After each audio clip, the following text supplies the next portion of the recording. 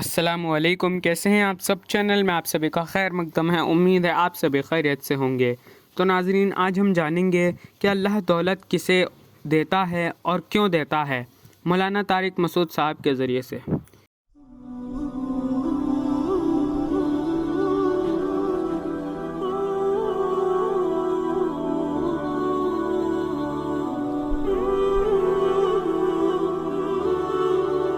کہ نعمتیں زیادہ ملنا یہ اس کی علامت نہیں ہے کہ یہ اللہ کی طرف سے کیا ہے، انعامات ہیں، بلکہ عین مشکل آخرت میں لٹکنے والے ہو، ٹھیک ہے نا، تو عین ممکن ہے۔ تو اس لیے یہ ان ترقی دیکھ کر یہ اتنے ترقی کر گئے، یہ اتنے ترقی کر گئے، بھائی آخرت کس کے پاس ہے؟ اللہ کے پاس ہے نا۔ تو جو اللہ کو مانے گا تو اللہ اس کو دے گا، نہیں مانے گا تو اللہ کہے گا ٹھیک ہے، دنیا میں محنت کی میں نے تمہیں دے دی، مجھ سے کیا لینے آئے ہو۔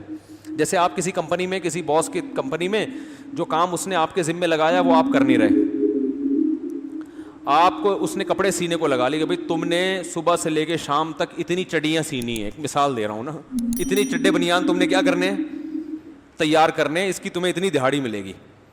آپ نے وہاں کیا کیا کہ سب کی خیر خیریت معلوم کر رہے ہیں کمپنی میں بیٹھ کے نا، فیکٹری میں، پھپھی کو بھی فون کیا، ممانی کو بھی فون کیا، آپ خیریت سے ہیں؟ سب کہہ رہے ہیں آج تو بڑا اچھا ہو گیا بھائی یہ ماشاء اللہ زبردست۔ تو عین ممکن ہے کہ شام کو آپ کی پھپھی بھی آپ کی دعوت کریں، آپ کی ممانی بھی، کمپنی والا آپ کو دہاڑی نہیں دے گا، پیسے نہیں دے گا، کہے گا بھائی جو میں نے جو کام لگایا تھا اس کو تو لفٹ ہی نہیں کرائی، آپس کے اپنے پورے خاندان کو لے کے بیٹھ گیا یہاں پہ۔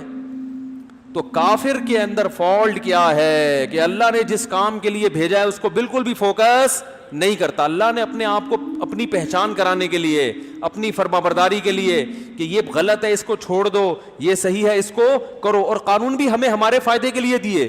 دیکھو انگریز اگر اللہ کے اس قانون پر عمل کریں کہ بوڑھے باپ کو اولڈ ہوم میں جمع نہیں کرانا، اس کی خدمت کرنی ہے، اس کو میں نے کھلانا ہے، تو اس کا خود انگریز کو بھی تو بڑھاپے میں فائدہ ہوگا نا، اس کے بچے بھی محبت سے گھر میں پلائیں گے۔ جاپان نے کتنی ترقی کی ہے، بڑھاپا جاپانیوں کا اچھا نہیں گزرتا، رینٹ پہ بندہ منگوانا پڑتا ہے۔ رینٹ کار تو سنی ہے نا، رینٹ بندہ سنا آپ نے؟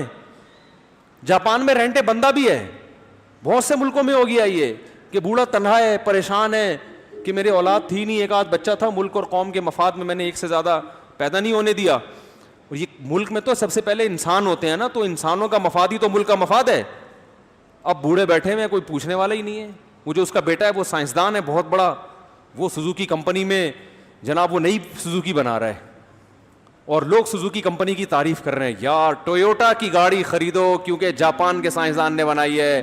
لیکن اس سائنسدان کے ابا سے پوچھو، کہے گا گاڑی ٹویوٹا کی خریدو، بیوی جاپان کی مت لینا، گاڑی جاپان کی لے لینا، بیوی پاکستانی لینا۔ اگر پاکستانی بیوی لی تو بچے بڑھاپے میں تمہاری خدمت کریں گے، وہ ان کی ایسی تربیت کرے گی۔ نہیں آ رہی بات، لوگ باہر جاتے ہیں نا، مجھے کہتے ہیں یہاں شادی کر لوں، میں کہتا ہوں بھائی تو جاپان کی گاڑی خرید، جاپان کا موبائل خرید، کلچر جاپان کا نہیں لینا، بیوی جاپان کی نہیں ہونی چاہیے۔ ایک تو چنگ پونگ سمجھ میں نہیں آئے گا آپ کے، دوسرا اولاد کو جو سکھائے گی نا وہ تو یہاں کی عورت سکھائے گی میرے بھائی۔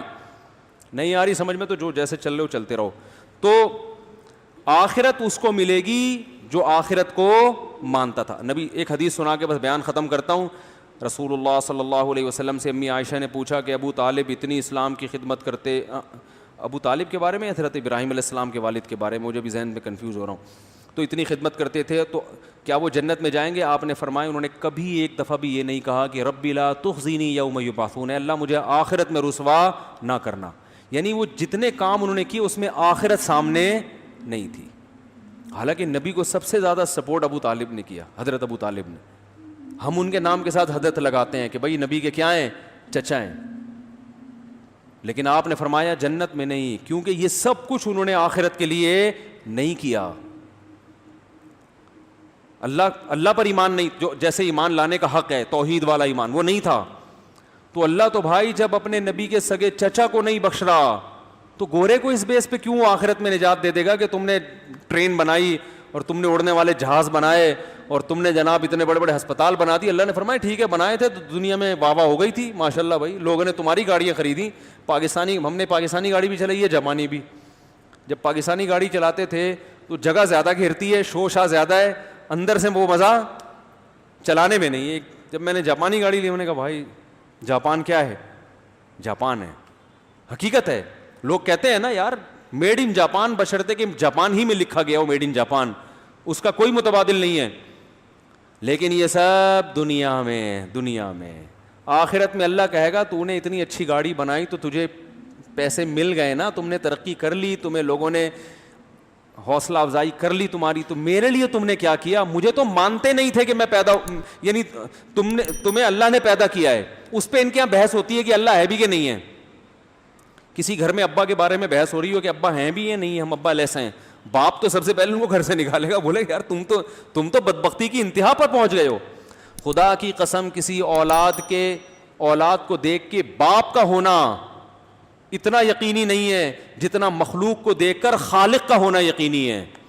اس دنیا میں بغیر باپ کے اولادیں پیدا ہوئی ہیں, بغیر خالق کے مخلوق ہو یہ ناممکن ہے.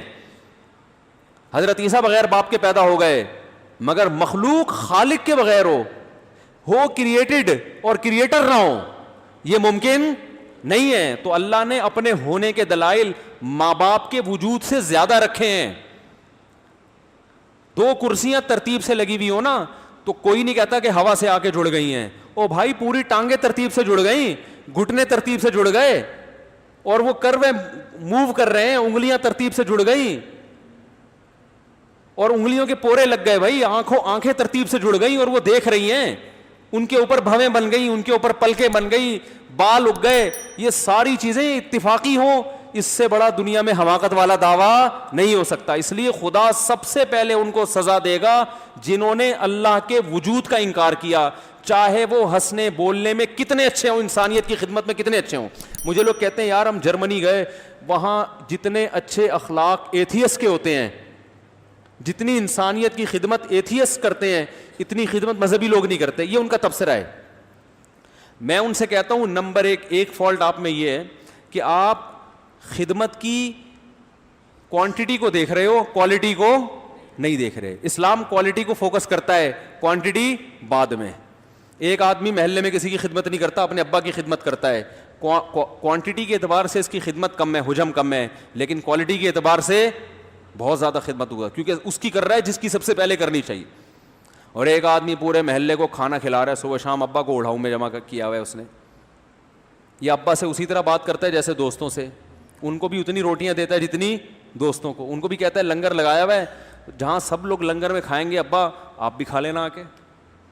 یہ دیکھنے میں بہت ہے.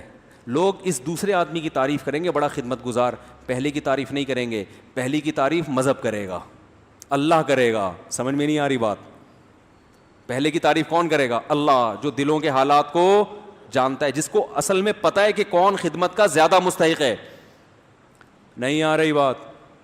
آپ کو جو آدمی لڑکیوں سے ہنس کے باتیں کرتے ہیں نا, لبرل لوگ, ہر لڑکی سے وہ ہے ایکچولی یہ وہ انٹی ونٹی سسٹر بنا کے سب کے ساتھ بہت اچھے انداز سے بات کرتے ہیں, آپ کو بہت اچھا لگے گا کہ یار پراؤڈ مائنڈیڈ آدمی ہے یہ, مولویوں کی طرح ترش کے انٹی نے لمبی بات کر لی تو دیکھیے نام محرم سے بات کرنا اسلام میں کیا ہے. اس طرح کے فتوے شروع کر دیتے ہیں نا کہ آپ مجھ سے کیوں ہنس کے باتیں کر رہی ہیں, اسلام میں یہ حرام ہے, ٹھیک ہے نا. تو ایسا آدمی آپ کو کھلتا ہوا لگے گا, انٹیوں کو بھی کھلتا ہوا لگتا ہے, خواتین کو بھی, یار یہ تو بات ہی نہیں, یہ تو مختصر بات کر کے لائن کاٹ دیتے ہیں, بڑے بد اخلاق ہیں. لیکن اس آدمی کی بیوی کو ایسا آدمی بہت, بولو نا بھائی, اچھا لگے گا کہ صرف مجھ سے ہنس کے بات کرتا ہے, کسی انٹی کو اس نے کبھی لفٹ نہیں کرائی. نہیں آ رہی نا یہ والی تو سمجھ میں آ گئی ہوگی بہت اچھی طرح سے. اس میں اپنے الفاظ واپس لیتا ہوں کہ نہیں آ رہی سمجھ.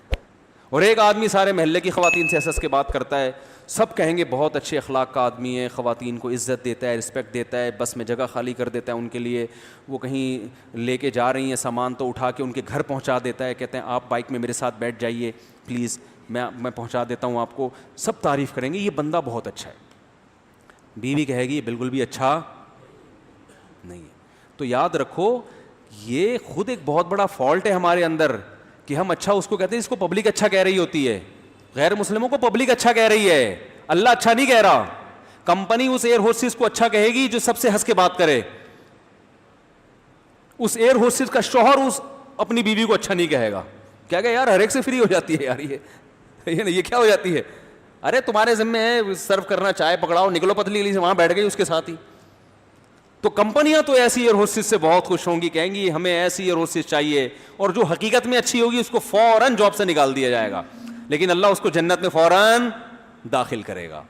تو جنت کے معیار میرے بھائی کچھ اور ہیں، گورے کے معیار کچھ اور ہیں. ہاں کچھ گورے کی چیزیں ایسی ہیں جو اللہ نے بھی بتائی ہیں، تو ہر چیز میں گورا غلط نہیں ہے. ایک صاحب مجھے بڑی بحث کر رہے ہیں، لندن سے فون آیا، یار آپ گوروں کو لتاڑتے رہتے ہو، گوروں میں اتنی اچھائی ہیں گوروں میں. میں نے کہا میں ساری چیزیں گوروں کی بری نہیں کہتا. کہہ رہے مثلاً کوئی ایک تعریف کریں آپ. میں نے کہا گورے میں سب سے بڑی ہے وہ گورا ہے، ہم کالے ہیں، یہ بھی تو ایک اچھائی ہے نا.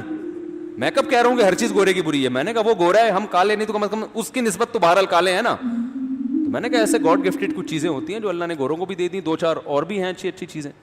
تو ہاں ایک صورت میں جو اللہ نے آپ کو نعمتیں دی ہیں وہ واقعی نعمتیں ہیں.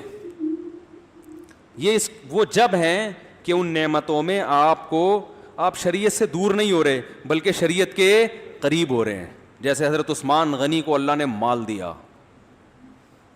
حضرت عثمان غنی کے اثاثے 58 کروڑ روپے جو پاکستانی بنتے ہیں نا اس زمانے کی لاگت کے حساب سے اس سے زیادہ تھے. سمجھتے ہو کہ نہیں سمجھتے ہو؟ 500 گھوڑے ایک جنگ میں دے رہے ہیں، ایسا ہی تھوڑی ہو جاتا تھا. حضرت عبد الرحمن ابن عوف 1000 گھوڑے ایک جنگ میں دے رہے ہیں، تو اس کا مطلب پیچھے بھی تو کتنا ہوگا. حضرت ابوبکر بہت مالدار تھے، یہ سارے تاجر تھے. پتہ ہے آپ کو پیسہ اللہ نے بزنس میں رکھا ہے، ملازمتوں میں پیسہ نہیں ہے. تو یہ سارے کیا تھے؟ بڑے بڑے تاجر. تو ان کو تو نبی نے نہیں کہا کہ تمہیں اتنا پیسہ دیا تو یہ نہیں سمجھنا کہ تم آخرت میں بھی ہو. نا اللہ نے بتایا کہ نبی نے بتایا عثمان غنی تو نبی کا لقب ہے نا، نبی نے دیا. عثمان غنی دنیا میں بھی اور آخرت میں بھی. عثمان فی الجنہ، عثمان کہاں جائے گا؟ جنت میں جائے گا. سلیمان علیہ السلام اللہ کے پیغمبر، اللہ نے فرمایا نعم العبد، کیا خوب بندہ تھا. آتیناہ فی الدنیا، دوسرے مقام پر آتا ہے کہ ہم نے سلیمان کو دنیا میں بھی نوازا اور آخرت میں بھی وہ نیک لوگوں میں. تو بعض کو اللہ نے دنیا بھی دی اور وہی دنیا آخرت کی ترقی کا بھی ذریعہ بنی. تو اگر آپ کے پاس پیسہ ہے اور اس پیسے میں آپ اللہ سے غافل نہیں ہو رہے تو اس کا مطلب یہ دنیا میں بھی اللہ نے آپ کو نوازا اور آخرت بھی انشاءاللہ آپ کو ملے گی. حضرت ابو ہریرہ رضی اللہ تعالیٰ نے ایک دفعہ نبی سے عرض کیا، یا رسول اللہ، لوگ میرے اچھے کام کو دیکھ کے تعریف کر دیتے ہیں. تو ظاہر ہے صحابہ کو ڈر تھا کہ ریاکاری نہ ہو جائے، اور لوگوں کی تعریف تو تباہ کر دیتی ہے نا انسان کو. بعض دفعہ لوگ آپ کی تعریف کر رہے ہوتے ہیں، یہ اللہ کی طرف سے استدراج ہوتا ہے، ڈھیل ہوتی ہے کہ تمہارے اندر کوئی دمخم ہے نہیں پھر بھی لوگوں میں عزت دے دی. اس لیے کہ یہ جتنے گناہ ہیں نا ان کا دنیا میں ہی، یعنی تھوڑی بہت کوئی نیکی ہے تو دنیا میں اجر مل جائے، آخرت میں نہ ملے. تو بعض دفعہ لوگوں کی تعریف، لوگوں میں عزت ملنا یہ نعمت نہیں ہوتی بلکہ یہ اللہ کی طرف سے ڈھیل ہوتی ہے. لیکن صحابہ کو جو دنیا میں تعریف ان کی گئی وہ ڈھیل نہیں بلکہ وہ اللہ کی نعمت، اور یہ بعض دفعہ دنیا میں ہوتا ہے. حضرت ابو ہریرہ نے عرض کیا، یا رسول اللہ، میں کوئی اچھا کام کرتا ہوں، لوگوں کو پتہ چل جاتا ہے، لوگ تعریف کرتے ہیں تو پریشان ہوئے. تو نبی نے فرمایا یہ دنیا میں اجر ہے اللہ کی طرف سے. اچھے کام کی وجہ سے عزت مل جانا، لوگ اچھے چرچے کریں، اچھی تعریفیں کریں تو یہ ٹینشن کی بات نہیں ہے. اس پہ اللہ کا شکر ادا کرے، اے اللہ اصل تو آخرت ہے لیکن تو نے دنیا میں بھی مجھے عزت دے دی، تو عزت تو نعمت ہے نا. بعض لوگ کہتے ہیں نہیں عزت نہیں، ہمیں تو عزت نہیں چاہیے، خام خواہ کی فری بلا وجہ کی توازو. بھائی کیوں نہیں چاہیے عزت؟ اسلام میں سب سے پہلے حفاظت کس کی ہے؟ عزت کی. اس کے بعد ہے پیسہ. پیسے کو اسلام نے دوسرے نمبر پہ رکھا، عزت کو بولو بھائی پہلے نمبر پہ. تو عزت کی حفاظت بہت ضروری ہے. ایسے کام کرنا جس سے عزت ختم ہو جائے یہ کام اسلام میں جائز نہیں ہے، کیونکہ عزت ملتی ہے تو سکون بھی ملتا ہے اور پھر آپ کی بات لوگ مانتے بھی ہیں. عزت چلی گئی تو پھر نہ آپ کی بات میں دم خم رہتا ہے نہ لوگ آپ کی بات سنتے ہیں. ہاں ناجائز طریقے سے عزت حاصل کرنا غلط ہے. تو عزت بھی اللہ کی نعمت اور دولت بھی اللہ کی نعمت. تو یہ اگر اللہ کے قریب کر رہی ہیں تو نعمتیں ہیں. تو حضرت ابو ہریرہ کو نبی نے کیا فرمایا رضی اللہ عنہ؟ فرمایا یہ اللہ کی دنیا. آج ہم صحابہ کی تعریفیں کرتے ہیں نا تو دنیا میں کر رہے ہیں نا، تو یہ وہ دنیا میں اجر ہے جو اللہ نے دیا. علماء نے لکھا ہے کہ، اور یہ حدیثی سے استدلال کیا ہے کہ جو اپنے ماں باپ کی خدمت کرتا ہے نا اللہ اس کو آخرت میں بعد میں نوازیں گے، دنیا میں پہلے نواز. اور میں نے اپنی زندگی میں اس کی صداقت دیکھی ہے. جس نے بھی ماں باپ کی خدمت کی نا, اللہ نے دنیا میں بھی اس کو نوازا ہے, ٹھیک ٹھاک طریقے سے نوازا ہے. تو یہ دنیا میں بھی ہے. تو اب اس کا یہ مطلب نہیں کہ اب آخرت میں نہیں ملے گا, بھائی آخرت میں اس سے زیادہ ملے گا. تو ہاں, دنیا کے لیے کرے نہیں کہ دنیا میں اللہ کسی کو بہت زیادہ نوازے تو یہ نوازنا اس کی علامت نہیں ہے کہ اللہ آپ سے خوش ہے. یہ ڈھیل بھی ہو سکتی ہے کہ تو چونکہ پھانسی کا مجرم ہے, تجھے آخرت میں جہنم کی آگ میں پھینکنا ہے, اڑا لے کچھ دن مزے. سمجھتے ہو؟ اور بعض دفعہ یہ نعمت بھی ہوتی ہے. نعمت کب ہوتی ہے وہ میں بھی بتاتا ہوں. پہلے میں پہلے والی کو مثالوں سے سمجھا دوں. صحابہ کرام جب ایمان لائے نا تو ان کے معاشی حالات اور کمزور ہو گئے, کاروبار چھن گئے, ہجرت کر کے آئے, گھر بار چھوٹ گیا. جبکہ وہ روم اور فارس جو بڑی بڑی سپر پاور تھی اس وقت, ان کو دیکھتے کہ وہ تو پھل پھول رہے ہیں. بھائی نبی صلی اللہ علیہ وسلم نے دعویٰ یہ کیا کہ میں تمام انسانوں کا نبی ہوں اور میں جو دین لے کر آیا ہوں وہ برحق ہے. تو بعض لوگوں کو خیال ہوتا یہ برحق دین ہے تو ہم عرب کے بدو اتنے تھوڑے سے علاقے میں ہیں اور اکثر ان میں پڑھنا لکھنا بھی نہیں جانتے, تحریر نہیں پڑھ سکتے تھے, یہ کم علمی کا عالم تھا. اور پڑھے لکھے کون ہیں؟ روم اور فارس. وہ اتنی بڑی بڑی طاقتیں, حالانکہ کوئی سورج کی عبادت کر رہا ہے, کوئی آگ کی پوجا کر رہا ہے, اور کوئی سیکولر ہے, کسی کی مانتا ہی نہیں کسی کو, وہ تو اللہ کے نافرمان ہے. پھر مکہ میں بھی جو بڑے بڑے سردار تھے نا, جو اسلام کے سب سے بڑے دشمن تھے, وہ بھی بڑے ٹھیک ٹھاک مالدار پیسے والے لوگ. تو صحابہ کرام کو یہ اشکال ہوتا کہ پیسہ ان کے پاس ہے اور اللہ راضی ہم سے ہے تو ہم غریب کیوں ہیں. یہ آج بھی اشکال ہوتا ہے کہ نہیں ہوتا؟ بھائی یار ہر چیز تو تم ان سے لیتے ہو. اس میں تو ویسے ہماری اپنی کوتاہی ہے جو ہر چیز ہم ان سے لے رہے ہیں, کوئی اسلام کی وجہ سے نہیں ہے کہ ہم نیک ہیں تو اللہ نے ان کو نواز دیا, وہ ہم ہیں ہی اس قابل کہ ہمیں کچھ نہ ملے. وہ انہی حرکتوں کی وجہ سے جو بھی میں نے تھوڑی دیر پہلے بیان کی ہے. کیونکہ ہم آج کا مسلمان ہر وہ کام جو ان لاجیکل ہو وہ کر رہا ہے. وہ سمجھ رہے ہو بیٹھ کے؟ دیکھو یہ کورونا میں مجھے بعض تاجر ملے ہیں, وہ کچھ ایک تو میں نے خود دیکھے امریکہ سے پاکستان آ گئے بزنس کرنے. امریکہ سے کہاں آ رہے ہیں؟ پاکستان. کہہ رہے ہیں امریکہ میں بزنس ابھی نہیں ہے, ابھی پاکستان کے پھلنے پھولنے کا دن ہے. صحیح ہے نا؟ لیکن پاکستانیوں کو یہ بات معلوم نہیں آ رہی. یہ گوروں کو پتہ ہے, گورے آ رہے ہیں, گورے کہہ رہے ہیں ادھر لگاؤ پیسہ, کیونکہ کرونا نے نا دنیا کو بالکل الٹ دیا ہے. ہمارے استاد بہت ذہین ہیں, اللہ ان کی عمر میں برکت دے. انہوں نے فرمایا تھا کرونا پھیل رہا تھا شروع, انہوں نے کہا کرونا کے ختم ہونے کے بعد دنیا بالکل چینج ہو چکی ہوگی, بہت اٹک پٹک ہوگی. ابھی بہت سے مالدار غریب اور بہت سے غریب اوپر. تو اس میں وہ ترقی کرے گا جو کیا استعمال کرے گا؟ کھوپڑی. اور جو مکھنچو بن کے عاملوں پہ ڈالتا رہے گا نا بندش, جادو ٹونا, اور مجھے تو پتہ نہیں اللہ کا میرے ساتھ مسئلہ کیا ہے, میرے تو کوئی کام ہی نہیں ہوتا, میری تو شادی نہیں ہو رہی. کرونا میں شادیاں بھی ہوں گی کیونکہ موتیں مردوں کی زیادہ ہو رہی ہیں. حقیقت بتا دوں, بہت سی عورتیں بیوہ ہو گئی ہیں کرونا میں. رشتے بھی ملیں گے, لیکن یہ بیٹھ کے کیا کر رہا ہے؟ مکھیاں مار رہا ہے بیٹھے بیٹھے. کہہ رہے کچھ ہو ہی نہیں رہا, کچھ مسئلہ ہی نہیں ہے. تو بالکل دنیا بہت حد تک چینج ہو چکا ہوگا. جیسے 9/11 سے پہلے کی دنیا اور 9/11 کے بعد کی دنیا میں فرق ہے نا, ایسا ہی کورونا سے پہلے کی دنیا میں اور کورونا کے بعد کی دنیا میں بہت بزنس چینج ہو رہا ہے. آن لائن چیزیں بکنا شروع ہو گئی ہیں. اب لوگوں نے آلو پیاز ٹماٹر آن لائن بیچنا شروع کر دیے, تو بہت کچھ چینج ہوگا ابھی. تو جو کھوپڑی استعمال کرے گا نا وہ اس چینجنگ سے کیا کرے گا؟ فائدہ اٹھائے گا. کل ایک انگلش لینگویج ٹیچر ملے, میں نے کہا آپ کا تو بزنس کم چل رہا ہوگا. انہوں نے کہا جتنا میں نے لاک ڈاؤن میں کمایا ہے نا اتنا میں نے پہلے کبھی نہیں کمایا تھا. کہنے لاک ڈاؤن میں تو سارے مجھے اسٹوڈنٹ یورپ امریکہ کے مل رہے ہیں. نہیں آ رہی بات؟ جو انگلش جن کو نہیں آتی نا یورپ میں, جو پاکستانی ہے وہاں رہتے ہیں, تو وہ مجھے مل رہے ہیں کیونکہ وہاں کے ادارے کیا ہو گئے؟ بند. تو کہہ رہے ہیں میں نے پہلے کھوپڑی استعمال کی, میں نے کہا ادھر سے ٹیوشن پکڑو. انٹرنیٹ پہ پڑھا کے کیا کہہ رہے ہیں؟ نوٹ چھاپ رہے ہیں معذرت کے ساتھ. تو کھوپڑی کوئی قوم اگر استعمال نہ کرے تو اس کے مقدر میں ذلت ہے. پھر یہ ذلت اللہ کی نعمت نہیں ہے کہ صحابہ بھی غریب تھے تو ہم بھی غریب ہیں. میں بار بار کہتا ہوں ایک غربت اللہ کی طرف سے ہوتی ہے جو صحابہ کو ملی تھی اور وہ دور ہو گئی تھی. اور ایک غربت حماقتوں کی وجہ سے ہوتی ہے جو ہمارے مقدر میں ہے. حماقتوں والی غربت پہ اللہ کا, یہ اللہ کی نعمت بولو نا بھائی نہیں ہے.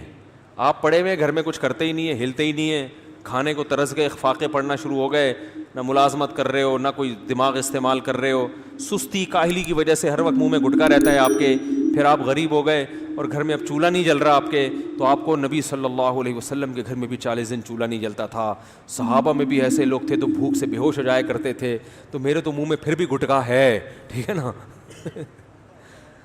تو یہ جو غربت کی مثالیں آپ پیش کریں گے بھائی, یہ آپ غلط مثالیں دے رہے ہیں.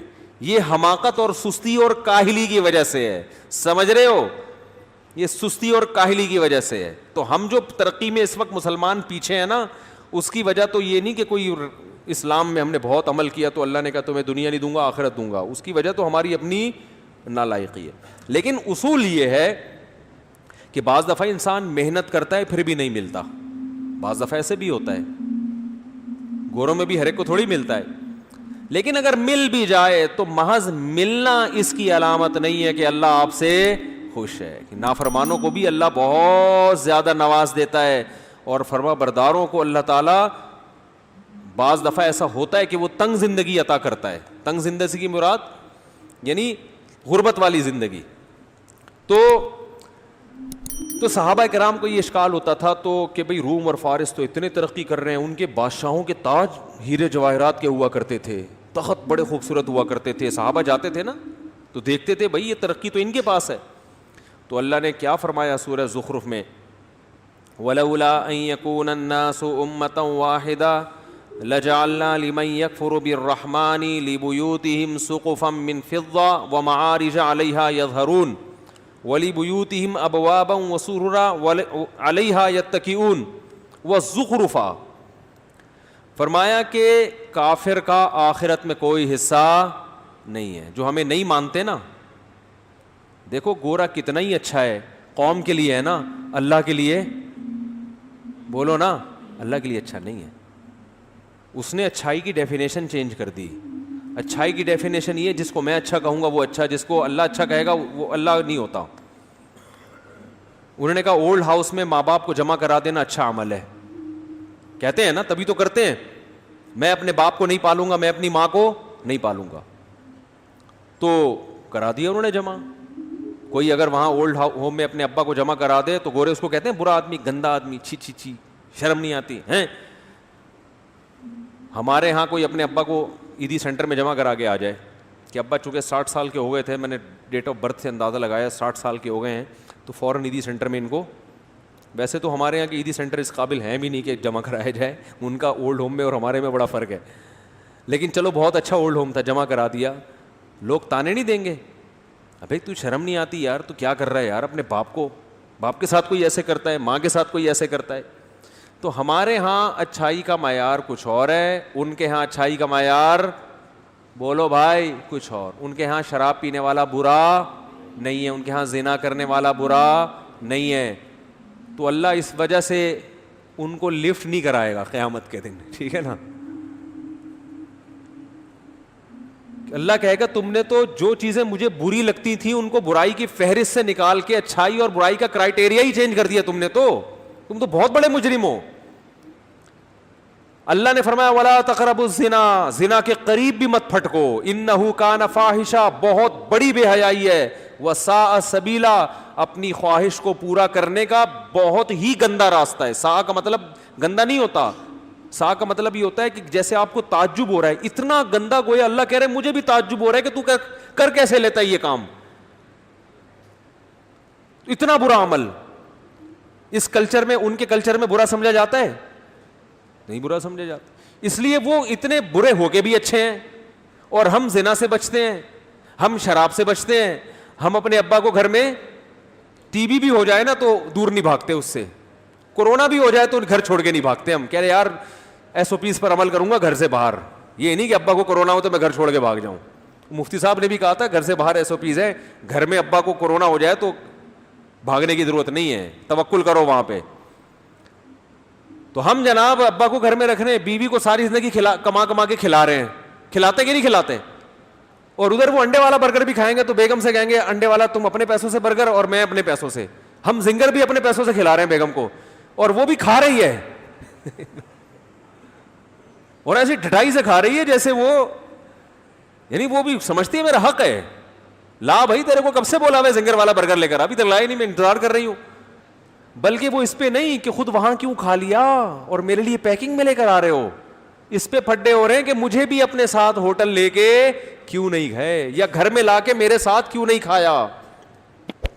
اتنا پروٹوکول دے کے بھی ہم کیا ہیں, گندے, چور, اچکے اور تیسری دنیا کے لوگ جنہیں بات کرنے کی تمیز نہیں. واقعی میرے بھائی ہمیں بات کرنے کی تمیز نہیں ہے, لیکن باپ کے سامنے کیسے بات کی جائے گی یہ ہمیں پتہ ہے, ماں سے کیسے بات کی جائے گی یہ ہمیں بولو بھائی پتہ ہے, اور بیوی کے سامنے بات کیسے کی جائے گی تو بیوی نے خود بتا دی, قرآن حدیث میں جانے کی ضرورت نہیں ہے, تو خود اپنے ایٹیٹیوڈ سے اس نے بتا دیا کہ اس طرح سے بات کرو گے تو ہوگی, ورنہ ادروائز میرا آپ کا کوئی تعلق نہیں ہے. سمجھ رہے؟ تو اولاد کو پالتے ہیں, بیٹیوں کو پالتے ہیں, ان پہ خرچ ایک آدمی پورے پورے گھر کو چلا رہا ہوتا ہے, کیونکہ وہ نہیں چلائے گا تو معاشرے میں کیا ہے, وہ گندا. کیوں گندا؟ اس لیے کہ اقوام متحدہ نے اس کو گندا کہا ہے. بھائی اللہ رسول نے کہا ہے کہ یہ کیا ہے, گندا آدمی ہے جو بیوی کو نہیں پالتا, بچوں کو نہیں کھلاتا. تو اصل بات یہ ہے نا کہ جیسے فیشن کوئی الٹا سیدھا آتا ہے نا, دیکھو اب اگر گوروں کا فیشن نہ ہو اور ویسے ہی کوئی آدمی آدھا سر یہاں سے چھیل دے اپنا اور ایک ادھر بال نکلے ہوئے ایک ادھر نکلے ہوئے, لوگ بولیں گے پاگل ہو گیا ہے. کیا بولیں گے؟ ابے تو سر کے بال تو کم از کم یا تو پورے رکھ لے یا پورے کاٹ لے, یہ کیا بنایا ہوا ہے. لیکن انسان کی عقل جب مسخ ہوتی ہے نا تو یہی کام کوئی فنکار اداکار کرنا شروع کر دے تو سارے آدھا سر چھیل کے گھوم رہے ہوں گے نا. کیا خیال ہے؟ تو بالکل ایسے جیسے فیشن میں برے کو اچھا اور اچھے کو برا کہتے ہیں, ان کو دیکھ کے جن کو ہم ترقی یافتہ سمجھتے ہیں, تو ایسے ہی ہم نے ان کو دیکھ کے اچھائی اور برائی کی ڈیفینیشن ہی کیا کر دی ہے, چینج کر دی ہے. لوگ مجھے کہتے ہیں انگریز جھوٹ نہیں بولتے. جو ماہرین ہیں نا جو ان ملکوں میں رہے وہ کہہ رہے ہیں واقعی کسٹمر سے جھوٹ نہیں بولتے, بیوی سے جتنا جھوٹ وہ بولتے ہیں اتنا دنیا میں کوئی بھی نہیں بولتا. ہاں کچھ اچھے ہوتے ہوں گے, تعلقات 10-20 عورتوں سے ہوں گے, بیگم کو پتہ نہیں ہوگا, اور بیوی کے دوستیاں ہوں گی, میاں کو پتہ بولو بھائی نہیں ہوگا. گرل فرینڈ سے بھی جھوٹ بولتے ہیں. سارے نہیں ہوتے, اچھے بھی ہوتے ہیں, میں نہیں کہہ رہا کہ سارے جھوٹ بولتے ہیں, لیکن مسلمان کتنا ہی برا کیوں نہ ہو ابھی بھی خیر کا ریشو زیادہ ہے. اور اگر یہ خیر کا ریشو کم ہو رہا ہے نا, بیویوں سے جھوٹ بولنا شروع کیا اگر مسلمانوں نے, گرل فرینڈ, تو یہ کلچر وہاں سے آیا ہے, یہ ہمارا اپنا نہیں ہے, یہ برائی وہاں سے آ رہی ہے. شراب کہاں سے آئی ہے ہمارے معاشرے میں؟ مسلمان شراب نہیں پیتا, لیکن اگر پیتا ہے ان کو فالو کر کے پیتا ہے. انہوں نے ہمیں کیا دی ہے؟ شراب دی ہے.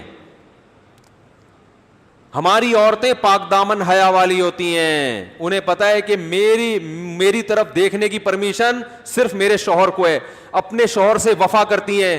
انگریز عورت وفا نہیں کرتی.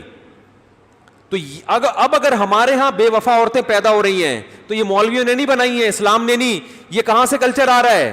یہ وہاں سے آ رہا ہے. یہ یونیورسٹیاں بنا رہی ہیں جن میں وہ ماحول ہے جو ان ملکوں میں جو ماحول ہے وہ یہاں دیا جا رہا ہے. تب باپ کو بیٹی پہ اعتماد ختم, بھائی کو بہن پہ اعتماد ختم, شوہر کو بیوی پہ اعتماد ختم. تو یہ وہاں سے آ رہا ہے. ہر برائی کی جڑ نشہ کہاں سے آیا ہے بتاؤ نا؟ وہاں سے آیا ہے. آپ کہہ سکتے افغانستان سے چرس سپلائی ہوتی ہے. افغانستان میں جب تک اسلامی حکومت تھی چرس کی خرید و فروخت پہ پابندی, جیسے اسلامی حکومت ختم ہوئی ہے دبا کے چرس بک رہی ہے وہاں پہ. سمجھ میں آ رہی ہے بات؟ کیونکہ غیر ملکی کنٹرول ہے. تو بھائی ہر برائی کی آپ تہ میں گھسو گے نا, آپ کو پتا چلے گا ہر برائی کی جڑ میں کفر بیٹھا ہوا ہے. خودکشی ہمارا کلچر نہیں ہے. یہ کہاں سے آ رہی ہے؟ ڈپریشن ہمارا کلچر نہیں ہے. میں باہر ملکوں میں گیا ہوں, نام نہیں لوں گا ملک کا, وہ پھر ہمارا بھی تو چانس ہوتا ہے نا, وہ کہیں گے یہ ایسی نفرت آمیز تقریر کر رہا ہے. ڈپریشن کے سب سے زیادہ مریض ان ملکوں میں ہیں جن کو ہم سب سے زیادہ ترقی یافتہ سمجھتے ہیں. گوروں کے کسی کنٹری آنا ہوا, میں نے وہاں پاکستانی ڈاکٹر بھی تھے جو وہاں کلینک میں بیٹھے ہوتے تھے نا, علاج کرتے تھے. میں نے کہا یار آپ کو پاکستان میں بھی علاج کا تجربہ ہے, گوروں میں بھی. میں نے کہا پاکستان میں تو میں بتا دیتا ہوں نزلہ زکام کھانسی کے پیشنٹ زیادہ ہیں. ہر تھوڑی دیر میں کھانستا ہوا آ رہا ہوتا ہے نا بندہ, وہ تو میں نے کہا رپورٹ پیش کرنے کی ضرورت نہیں. نزلہ زکام کھانسی قومی نشان ہمارا, یہ تو مشہور شعر ہے. ہر آدمی چھینک رہا ہے, ناک بہہ رہی ہے ہر دوسرے تیسرے آدمی کی. تو میں نے کہا یہاں کیا کون سی بیماری سب سے زیادہ ہے؟ کینسر ہے, بلڈ پریشر ہے, شوگر ہے. ہمارے یہاں نزلہ زکام سب سے زیادہ, اس کے بعد 40 سال سے اوپر کے جو لوگ ہیں ان میں بلڈ پریشر اور پھر شوگر. یہ چیزیں ہمارے ہاں ہول سیل کے حساب سے. ہر دوسرا آدمی انڈے والا برگر کھا کھا کے کیا ہو گیا ہے شوگر کا مریض بن گیا. برگر کھاؤ گے تو چاہے وہ زنگر ہو یا انڈے والا ہو, یہی ہوگا نا, شوگر تو ہوگی, یہ تو ہوگا. تو میں نے کہا آپ کے ہاں سب سے زیادہ پیشنٹ کس بیماری کی؟ کیونکہ میں نے کہا مجھے تو اتنے دن میں کوئی انگریز چھینکتا ہوا نظر نہیں آیا کہ کسی کو.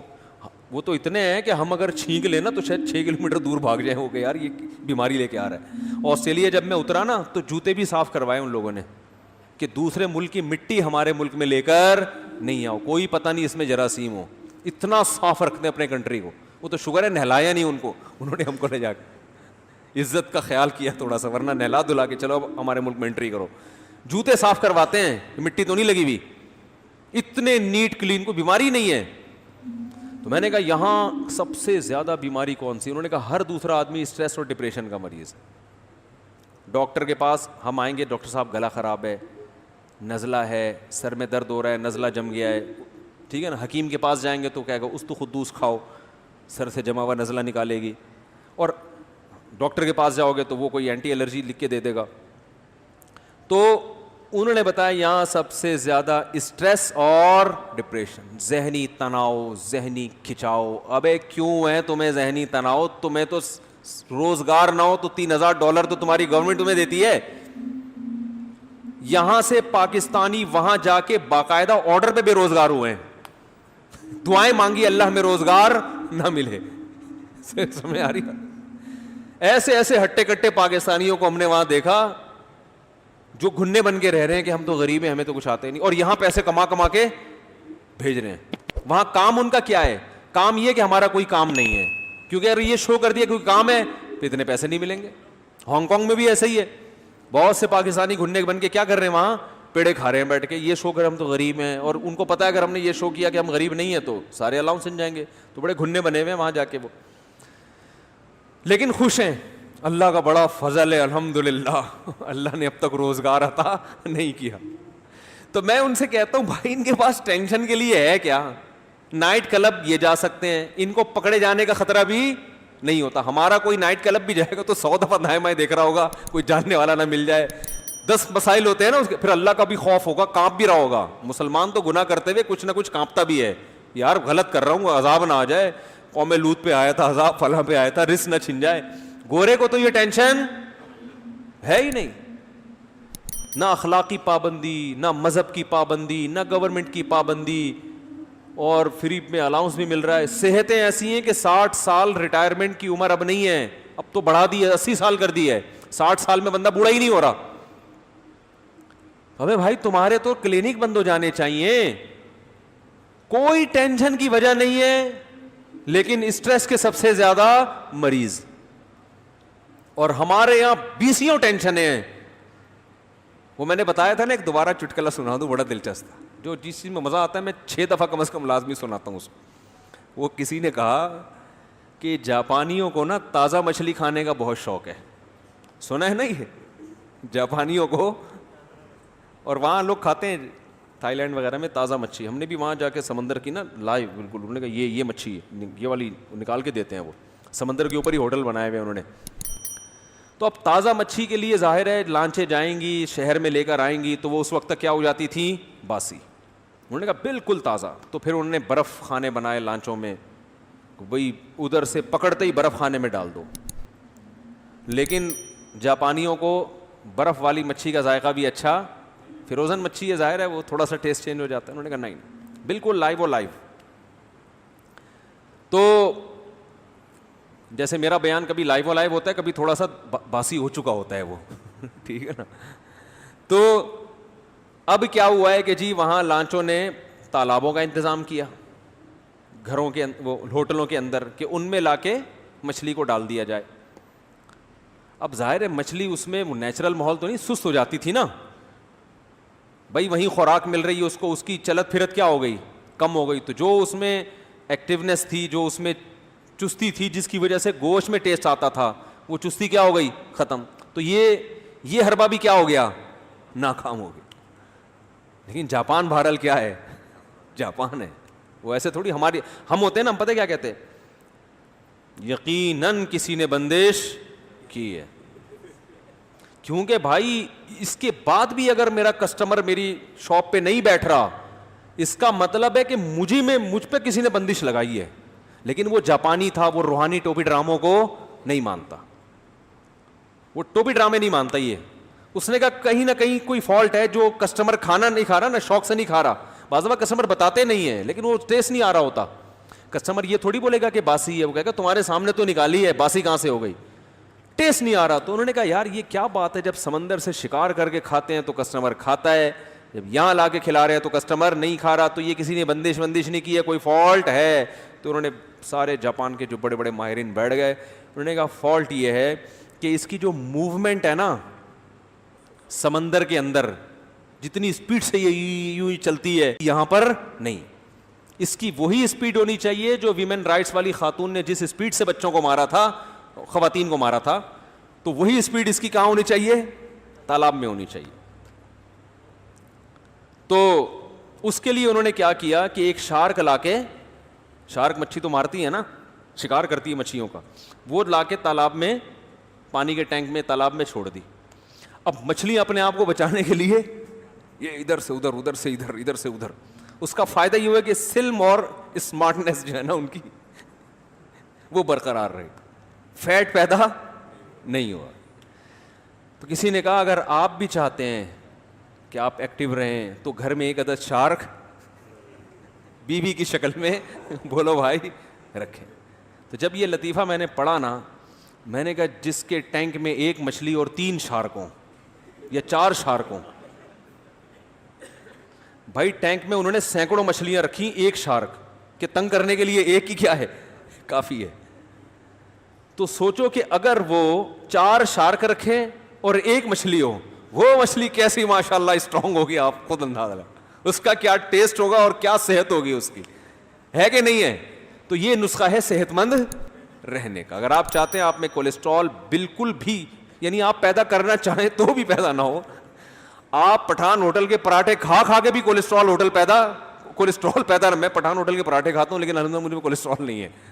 میں بڑے غلط قسم کے پراٹھے کھاتا ہوں، ربڑ کے نہیں ہوتے. صبح صبح مجھے لوگ منع کرتے ہیں بھائی کوئی کھانے کی چیز کیا کھاؤ، یہ اتنے سفید آٹے کے گھی میں پکے ہوئے پراٹھے. میں کہتا ہوں یار بچپن سے کھاتے آ رہے ہیں ہم سے یہ پراٹھے، صبح نہیں کھاؤ تو صبح ناشتے کا پتہ ہی نہیں چلتا. نہیں کھانے نہیں چاہیے، اچھی چیز نہیں ہے، لیکن کولیسٹرول لیول اللہ کا شکر ہے کیا ہے، بالکل فٹ فاٹ ہے. تو وجہ اس کی ظاہر ہے. تو آپ لوگ بھی اگر فٹ رہنا چاہتے ہیں، ہاں تو میں اصل میں یہ بتا رہا تھا کہ ہمارے ہاں ٹینشن کی اتنی چیزیں ہوتی ہیں لیکن پھر بھی اسٹریس اور ڈپریشن کی گولیاں نہیں ہیں. روزگار ہے نہیں، گھر میں تانے سننے کو ملتے ہیں. ہمارے نوجوان کو جب گھر سے تانے کو سننے کو ملتے ہیں نا، بے روزگار، یہ بہت زیادہ کام یہ کرتا ہے ایک عدد گٹکا خرید کے کھا لیتے ہیں. یہی ہوتا ہے نا، اور گٹر کے ڈھکن پہ جا کے باہر بیٹھ جاتا ہے. ٹھیک ہے نا، بس یہ ہے، اور اس کے علاوہ اور کچھ نہیں کرتا وہ. تو کہاں سے یہ بات میں کیا کر رہا تھا، اصل میں بتانا کیا چاہ رہا تھا میں، یہ بات ابے ٹینشن کیوں، یہ بات یہاں آئی کہاں سے، یہ بات پتہ نہیں کیا بات چل رہی تھی، میں یہاں کہاں سے آ گیا. ایک تو جی نہیں، انگریزوں کی بات یہاں کہاں سے آئی، یہ پتہ نہیں کہاں سے آ گئی یار. اس کو گچی پکڑ کے رکھا کرو، موضوع چل کیا رہا ہے، کیونکہ بعض میں کبھی میں خود سنتا ہوں تو بڑا پریشانی ہوتی ہے، بات کیا چل رہی تھی، کدھر کو لے گئے. رومیو کی بات نہیں ہو رہی تھی، خیر جی